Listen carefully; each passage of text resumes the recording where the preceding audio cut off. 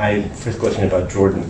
Has there been any new development in your meeting with Jordan? What have come out of your meeting with Mr. Safadi yesterday? These are easy talks because we are long-time friends and we have excellent relations, bilateral relations with Jordan. And I pointed out that we are very grateful for everything that Jordan is doing in hosting so many refugees, welcoming so many refugees, and also the position that you have, I would say, in the world, on the global scene, always constructive and always also influenced, of course, by the neighborhood. So I don't see that we have any bilateral problems, but rather a close cooperation, especially when it comes to the questions on the Middle East and Israel-Palestine issue. And this brings me to UNRWA. You and Jordan are co-leading the fundraising for UNRWA, and they're still $120 million short this year. Yes. Do you think you'll be able to raise the money, or will they have to cut some of the services? We have to raise the money, and we will make every effort together also during UNGA. As usual, we will call together a number of countries to make sure that we insist on funding for UNRWA. This is also a choice. Do you want to have these young people in the streets or in the schools? So, and all the healthcare, everything that is provided by UNRWA is so important. And you've worked with the UN a lot. Are you confident you'll raise the 120 million? Well, it's a concept. We've done this over and over again. Every year we do this, and we continue. And of course, we would very much like to see that we have a long-term solution. Of course, a political solution first and foremost, but also to make sure that there is more solid financing of UNRWA's activities, because they continue to be life-saving, I would say, and very, very important to the millions of Palestinian refugees. Since we're talking about Palestine, Netanyahu yesterday spoke about the possibility of annexing some of the West Bank, and you're the only country in Europe that recognizes Palestine. Do you think we need to encourage other countries to recognize Palestine to ensure the two-state solution doesn't die away? Well, that was why we recognize Palestine, because we want to give our full support to a two-state solution.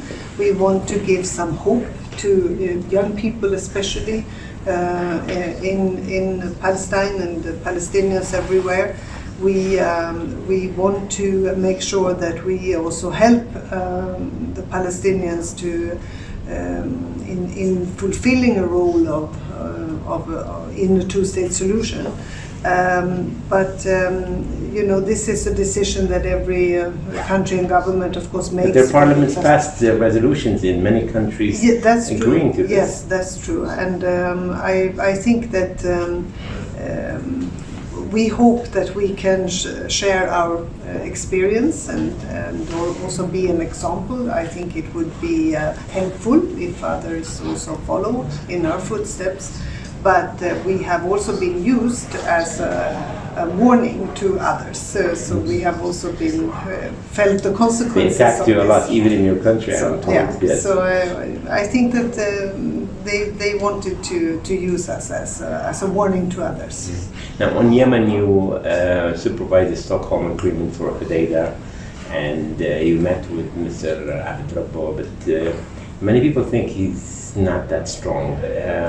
And do you think what happened in Aden is complicating the situation, or will it speed up the need for reconciliation to all the parties in Yemen? It has complicated the situation, what has happened in Aden, but I think also it has exacerbated sort of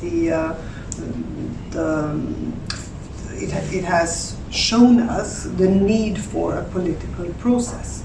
And I think we have to act on parallel tracks right now. We have to make sure that there are discussions on what this political track would look like. We have to continue to insist on implementation of the Stockholm Agreement, because this is also important to complement what goes on in a political track. We have to talk to all the actors, and that's why I'm here, to also see what else can be done. And we have to stop this war.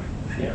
And we have to ease the suffering of all these more than 20 million people that now need humanitarian assistance. And that has to be what motivates and drives us. Any new ideas coming up with your meeting just now with the UN representative? Yes, absolutely. I think we have come up with some new ideas as well. We have shared some of our impressions and experiences from talking to the different actors.